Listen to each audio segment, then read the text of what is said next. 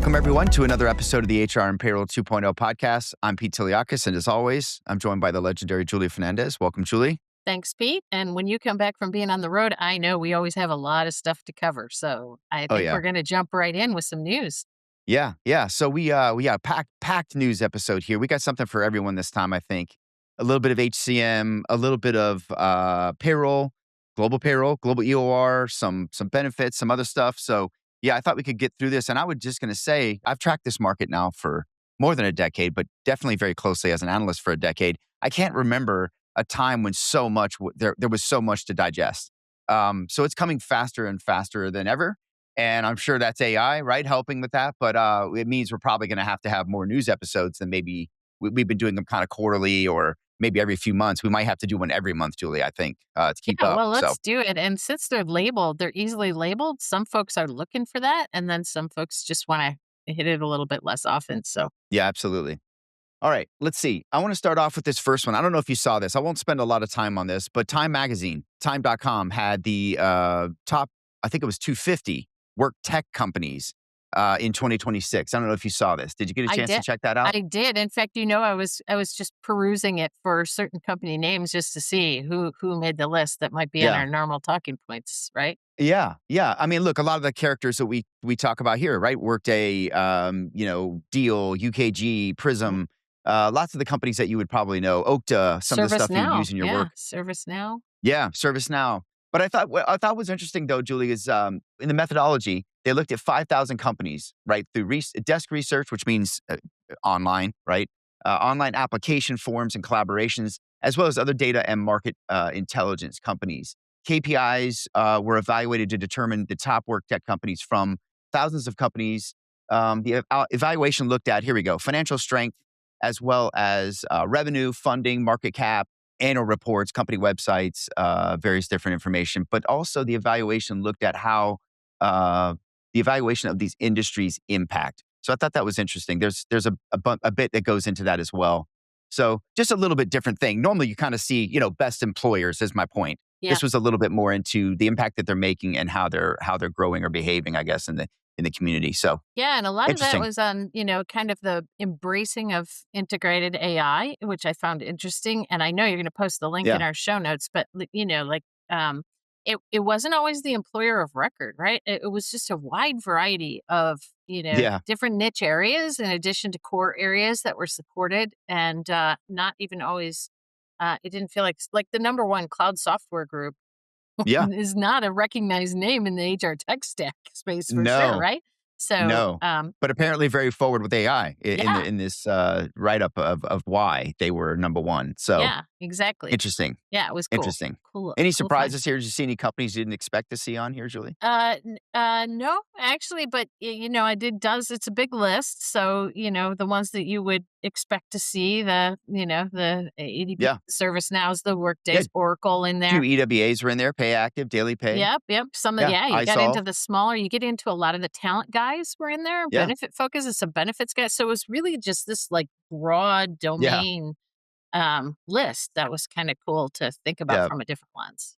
Well, anyway, so if I'm going to start off with, check that out. The interesting composite scores there of how they came up with this. So take a look. Maybe it's some folks that you've not heard of. I thought it was nice that it was not just the big players. It was also some of the little guys were in there too, Julie. So yeah, I agree. Nice to see people getting recognized for, what they're building and how they're impacting the community. So very good.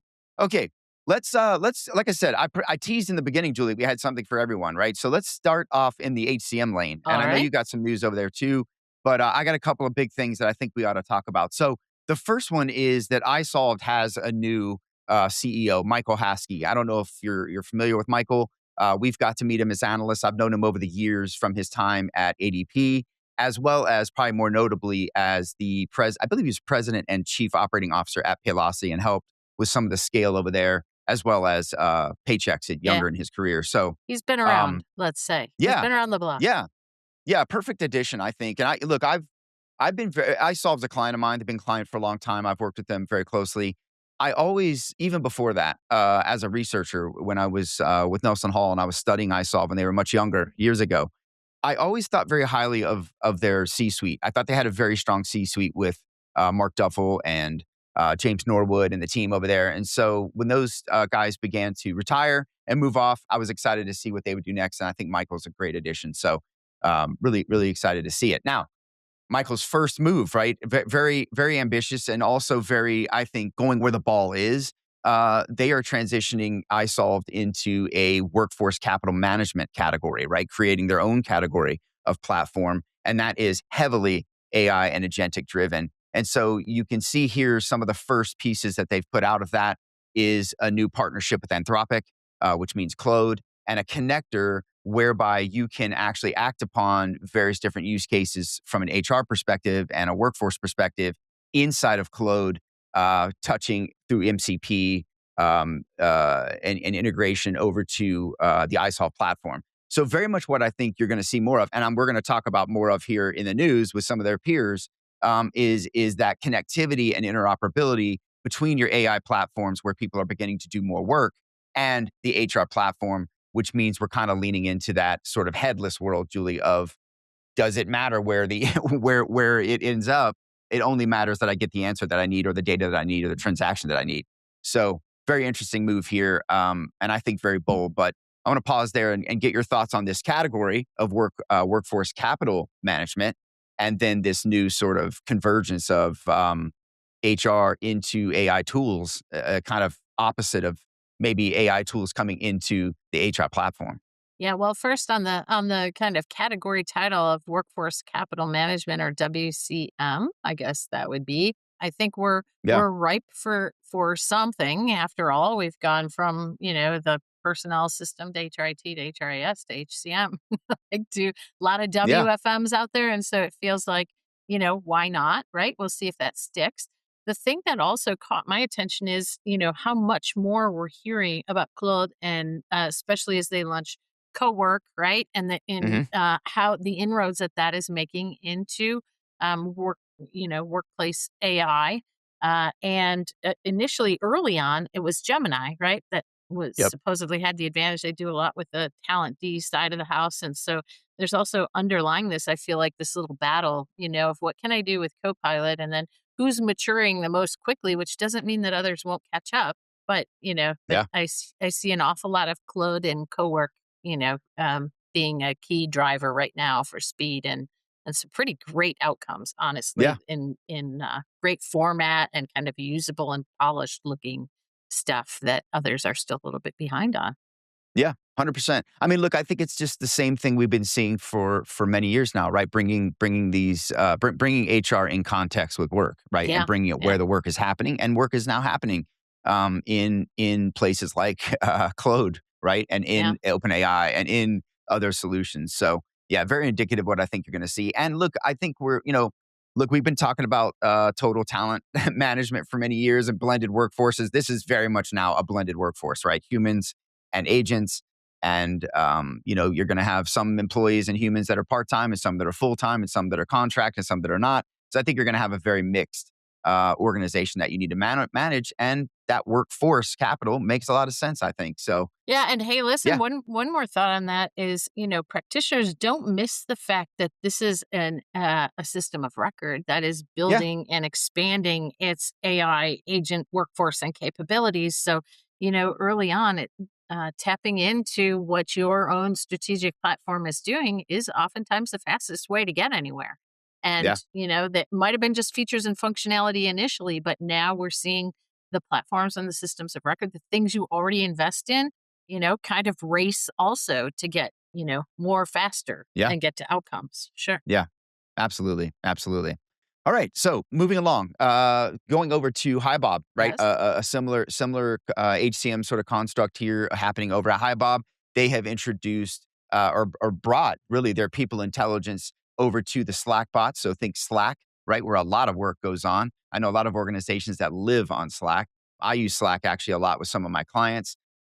They've really, again, through MCP, through Model Context Protocol, think of MCP, by the way, as it's interoperability for AI to talk to other AI or AI to talk to other systems. So think of it like an API for artificial intelligence. Means that you now have HiBob basically at your fingers inside of Slack, right? So here again, in the flow of work, you're bringing that conversational experience to HiBob space, their platform, and giving, both your HR leaders, your admins, as well as your frontline managers and employees the access to these capabilities across a number of use cases. So think onboarding, or maybe benefits administration, or benefits support, management effectiveness, right? Helping with performance management and hiring and coaching, and a range of other things as well, reporting and that sort of thing. So just more of what I think you're going to continue to see from HCM.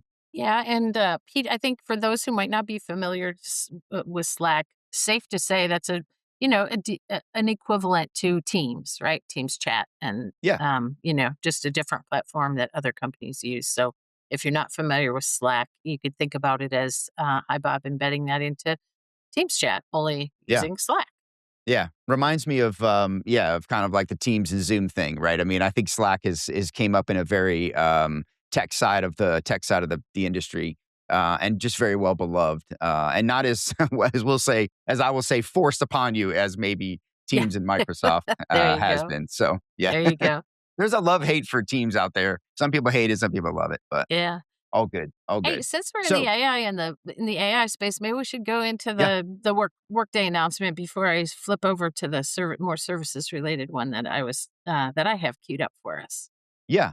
Yeah, let me do this one real quick if you like. Yeah, yeah. So Workday obviously has, I think if you recall back to us talking about I go to a lot of their events, the Innovation Summit, the Workday Rising. Julie, you attend Rising. We've talked a good bit about how Workday sees themselves as an agent, right? Agentic platform of agents, right?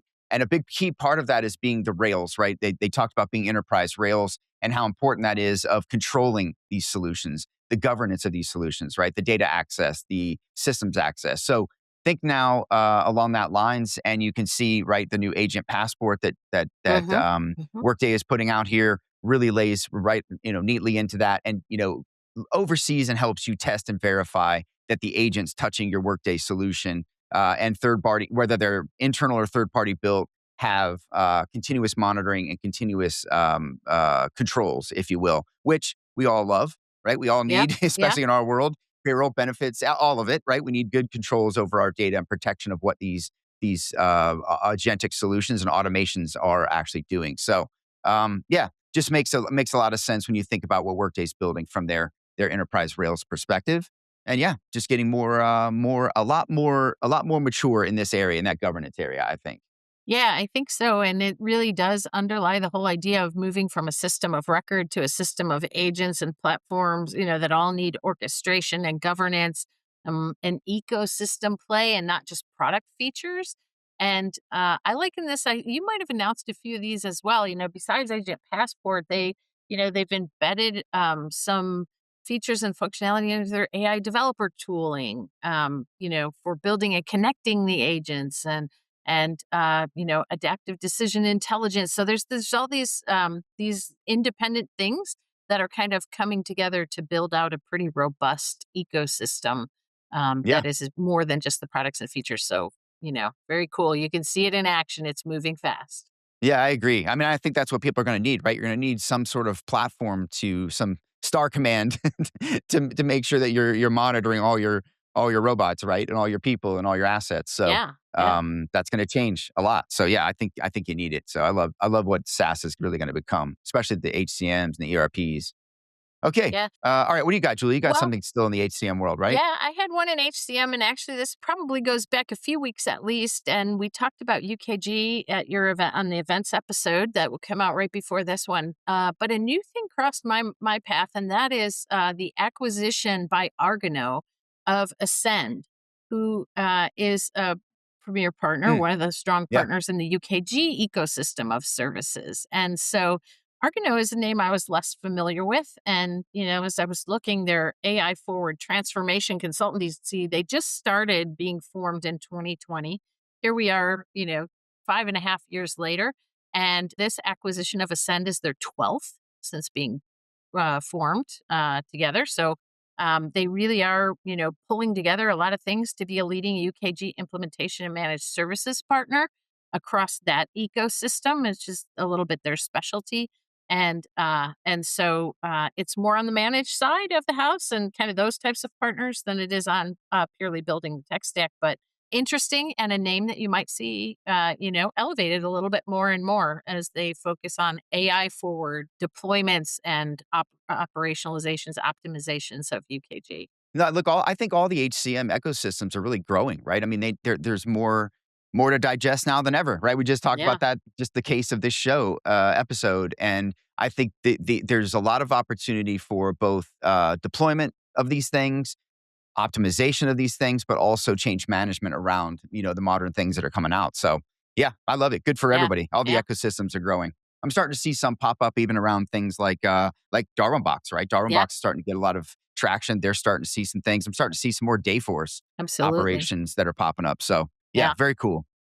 All right, I The think that wraps ecosystem up gets our richer. yeah, right? I think we're gonna Yeah, shift yeah. to another category. Am I right? Yeah, sort of. Yeah, I'm going to stay. I mean, I guess at this point, I would consider Paylocity to be an HCM. I think all the Sure, pays have kind of sure. become HCM, so they've really upgraded. Now, I think the headline talks embedded, right? Embedded retirement, but embedded really in this case does not seem to be externally. They're not. They were a pioneer, really. I would say in the HCMs and the pays, embedding their own payroll solution and time solutions outward. But in this case, it looks like what they've done is they've upgraded their Paylocity retirement powered by Vestwell. I'm not familiar with Vestwell, Julie. You may be in that 401k world, but yeah, just embedding their new solution into the Paylocity platform, really upgrading and essentially expanding the capabilities they have to offer for their clients. So not surprising. Yeah, no, not surprising. Although I will say interesting because in the Ben admin with the HCM, the core space to play has always been health and welfare, right? And Yeah, now we're seeing, more touch points with retirement, which is more frequently a third party, but needs has a lot of touch points. And the same thing is happening with wellness, voluntary benefits, and those sorts of things. So as that ecosystem expands, we're seeing lots of different ways to play. yeah, absolutely. And this includes 401k and 403b plans. So yeah, not just 401. I think I just said 401 in the beginning, but Yeah. yeah. Okay. Moving on, maybe to a competitor or a peer there of Paylocity would be our friends over at ADP. And this one, Julie, I'm really excited about this. I think there's a few things we ought to talk about here. Okay. Um, look, compliance is a pain in the rear end. We've all known that on all sides of the ball, if you will, for HR, for payroll, for benefits. All things considered, it's rough out there. It's getting rougher, especially if you're a multi-state or multi-country employer. ADP has introduced something called ADP Smart Compliance, which solves some of those challenges. Quote, by routing compliance workflows through a single unified platform connecting HR, IT, and finance data. That data model then allows compliance related information to be collected across all workflows and certainly helps you with managing that compliance. I think this is really cool, Julie. I love it. Regardless of where it comes from, what vendor it comes from, this idea that we can, get everybody on the same page, right? There's a lot of handoffs. We've talked about this before at leaves. We've talked about it in various different processes that we've complained about.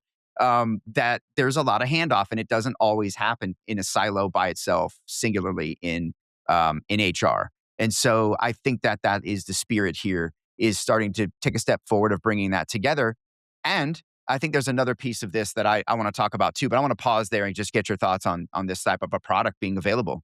Yeah, sure. And I think for me, the devil is sometimes in the details. I'm always interested to know, Yeah. which of the ADP platforms and at which size and scale Smart Compliance is interacting. And knowing ADP, it's probably quite broadly, whether you're Workforce Now user, Lyric, or Global View or something else. But I have to tell you, I haven't exactly sorted out how that works and whether or not there's some standalone Yep. capabilities with that. So those are the first things that, that cross my mind as things that I haven't seen enough to really be able to say exactly how and where that's plugging in. But anytime ADP Yeah. is touching compliance, folks are happy.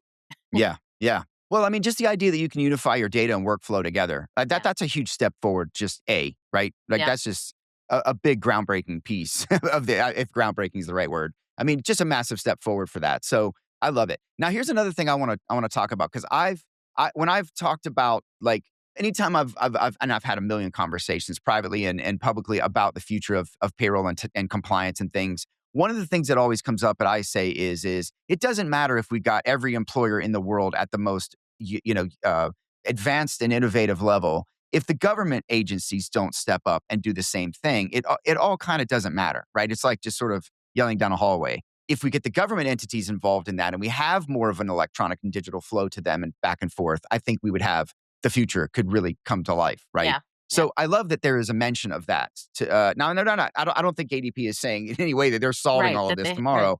And look, I'm sure you have to know ADP has lobbyists or lobbies with the government to help work on some of these things. I know you've seen them probably in press releases where they've helped encourage the government to advance certain things in certain places. But with their influence, I think they are one of the organizations that can help get some of that Absolutely. sort of government plumbing advanced in a way that helps us automate a little bit more. So there's Right. another step to this, I think, that has to happen. And I like that I see that in there. For So sure. I'm sure we'll be yeah. talking more about that as things move forward.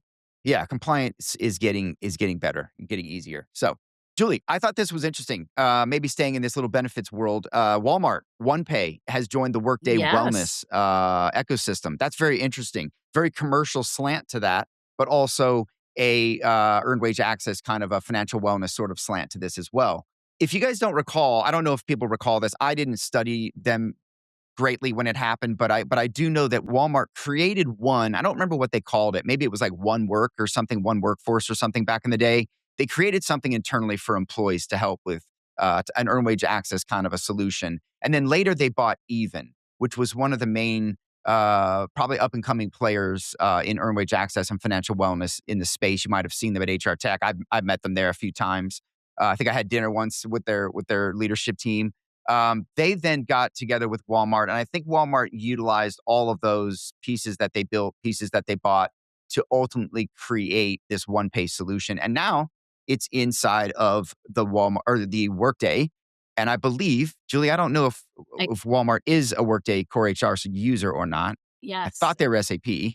Well, actually, I was involved. I can't remember. I did some advisory work with them as they were purchasing and Yeah. transitioning to Workday. So, Oh, they did go to Workday. yes, several Okay. years ago, pre-COVID. Very cool. And in fact, think about it. I mean, So like that makes a lot of Walmart is sense the then. size of a small nation, right? Actually, not even a small nation, a Yeah. medium to large size nation. So, so to me, and I think you also know I do have quite a bit to do with kind of wellness and where that's headed, Yeah. and some of the other solutions. I would say, this is cool. This is really cool just because of how many lives it has the potential to touch. So if you're trying to Yeah. make something an everyday thing, then doing things with Walmart and their OnePay system is certainly a good way to go. And Yeah. in the wellness space, we're just going to be seeing and talking so much more about that, I believe, with Workday Wellness. They're building that ecosystem.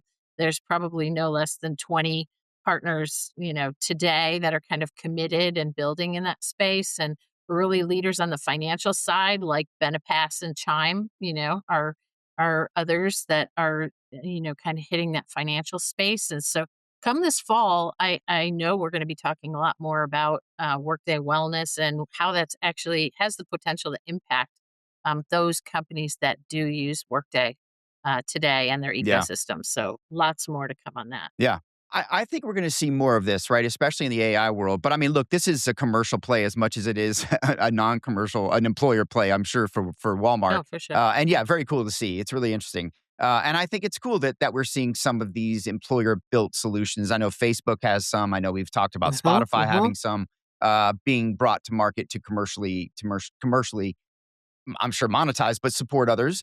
And I think that you're going to see more of this probably with AI, especially with the forward deployed engineers that many we've Absolutely. talked about the HCMs are using. I think you're going to see a lot of co-innovations that come together. So maybe this is something kind of along that lines. But Yeah. okay. Okay. Moving on. All right, let's move along here. Let's talk globalization partners for a second. Shout out to them, always pushing the pace. This time again on AI, they had a big announcement. I believe they unveiled this right ahead of SHRM, and then talked about it at SHRM. But basically, have agentified, if you will, their platform right from end to end. So as you can imagine, Julie, I think we've talked about how global EOR is getting a bit more self-serve. It started to kind of lean that way during the pandemic, and then it's gradually gotten that way when you think about what AI and automation have done, right? The ability to research, plan, maybe contract, maybe hire, onboard, all of that really absent a human is possible now Yeah. in the EOR world. We've seen that from a lot of the vendors. And folks, So GP is the one that's associated with GIA, right? that's That right, we've talked about in GPG. the Yeah, past. So very if people are trying to, just yes, kind of place other conversations we've had about GP and that, they're develops in this space. We've talked about GIA quite a bit in the past. yeah.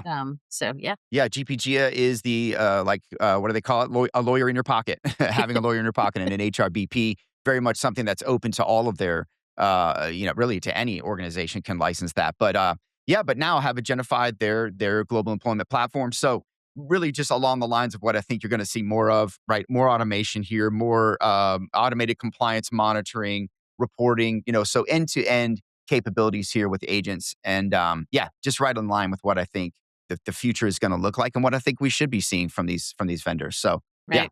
good stuff there coming out. Awesome. Um, so Julie, I got another staying in the EOR lane. Went to another event.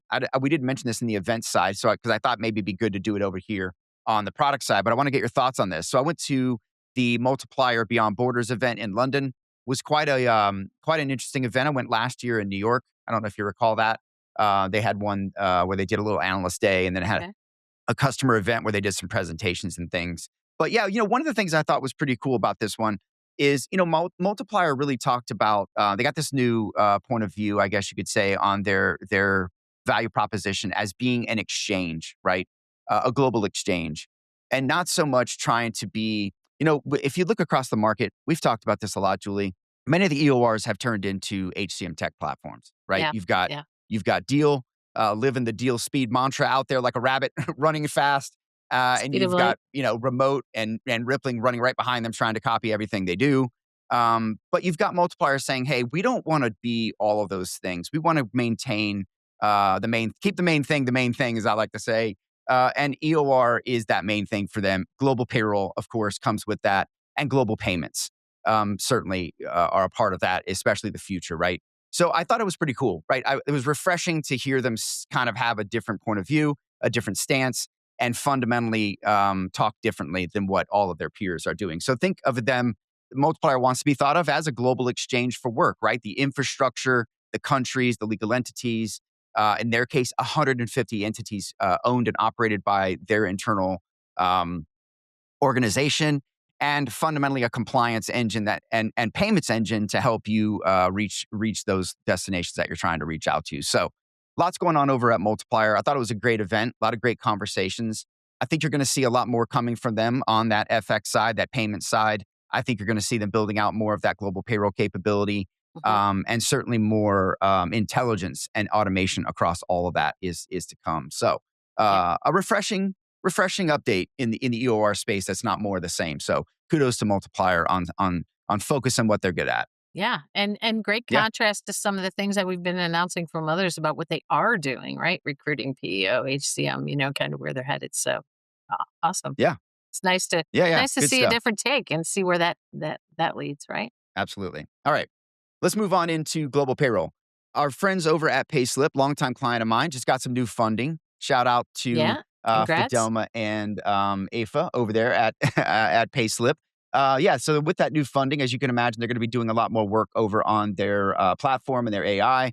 And proud of them to see. I didn't realize these numbers. I don't know if I hadn't asked in a while. 1.3 million monthly pay slips across 125 countries, and 5 billion in payroll payments now coming from Payslip through their payroll control platform. So congrats to the ladies and the team over at Payslip. That's a good one. Yeah. Hey, Good to see them leveling up. new funding begets growth. And when you're growing, you get more new funding, right? So yeah, Yeah, congrats.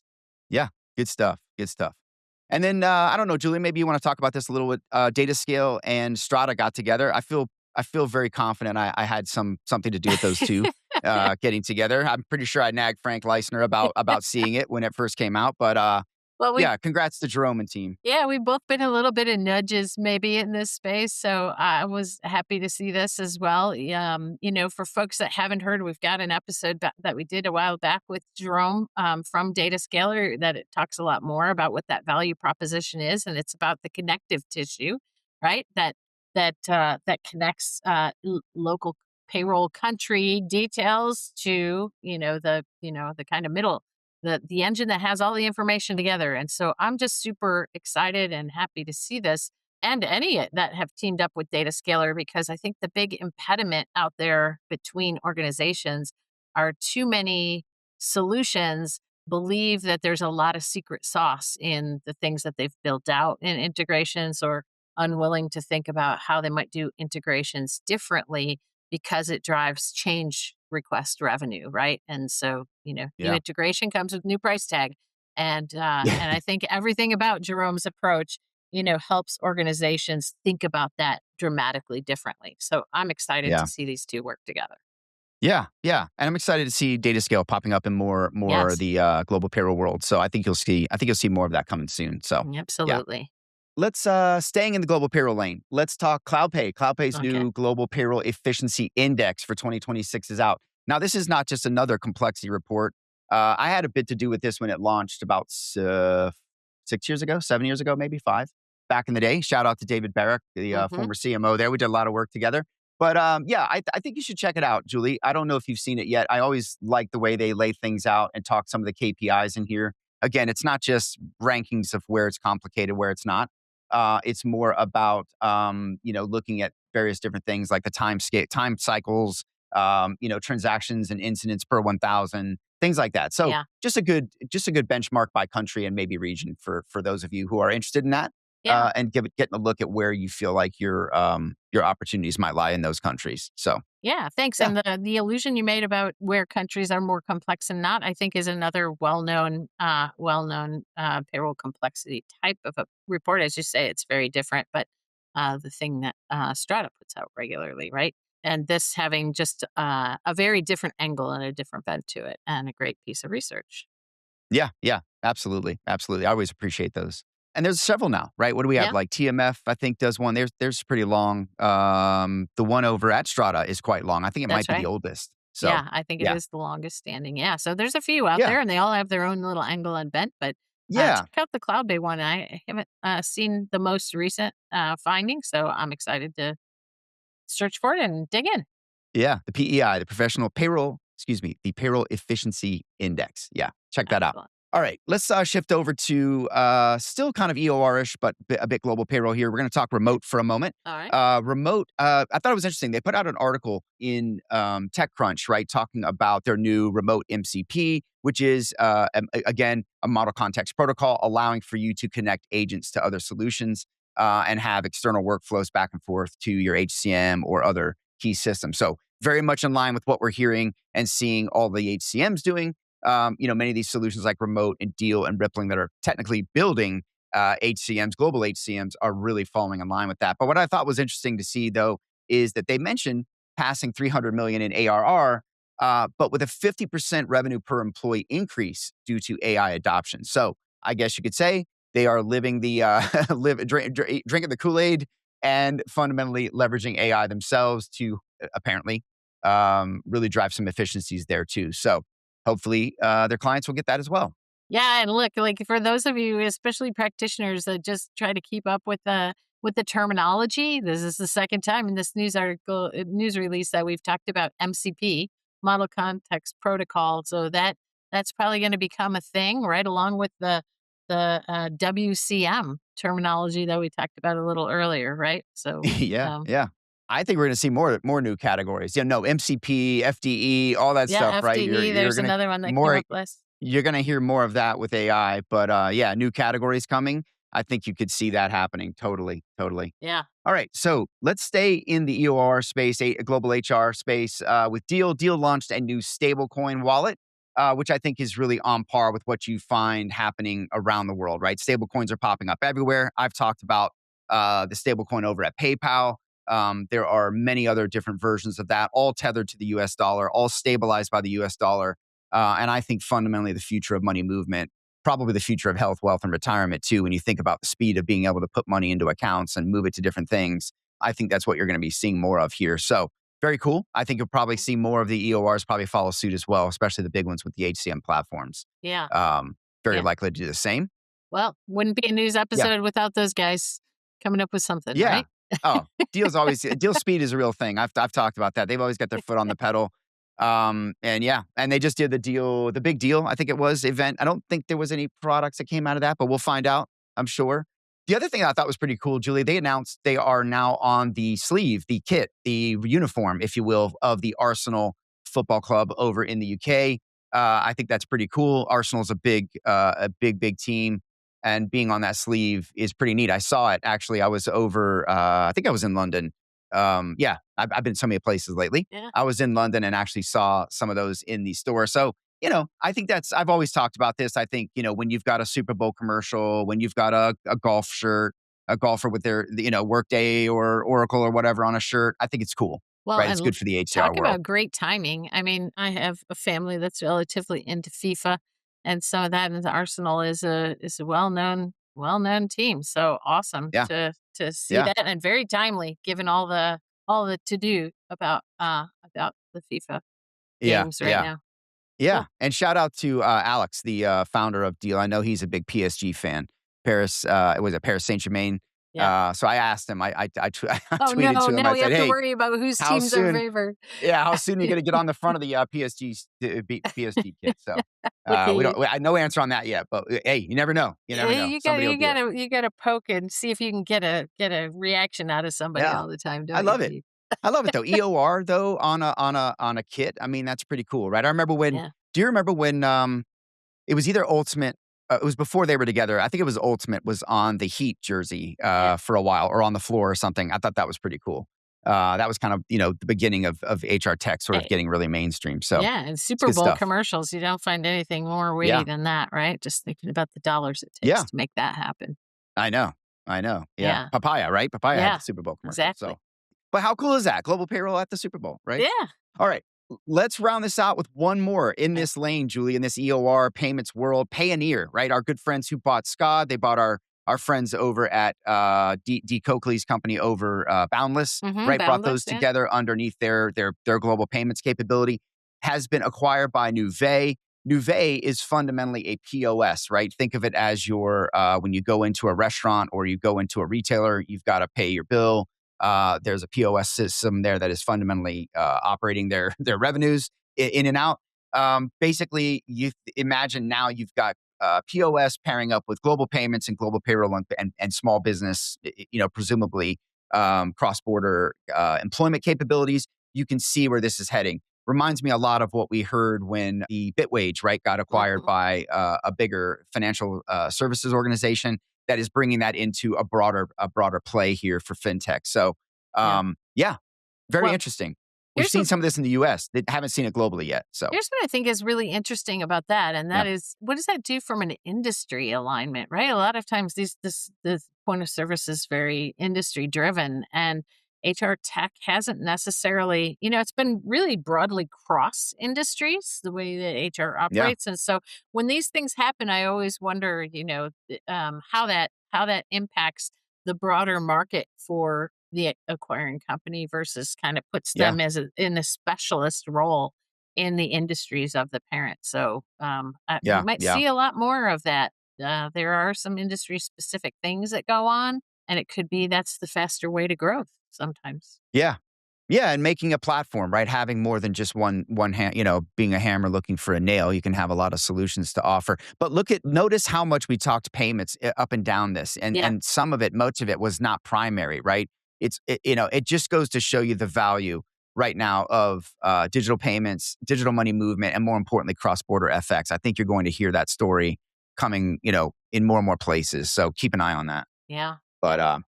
all All right, right, well, Julie, we anything made else it. on your end? No, Yeah. no, I tried to embed them along the way, and I think we weren't sure if we were going to make it in kind of our usual amount of time, but it looks like we did. Yeah, absolutely. And look, we'll be back soon with more. As always, we ask that you subscribe, like, share, comment. Anything helps. And thank you so much to GP, OneSource Virtual, and Zoho for powering us ad free. We really appreciate that. And yeah, we'll be back with more very, very soon.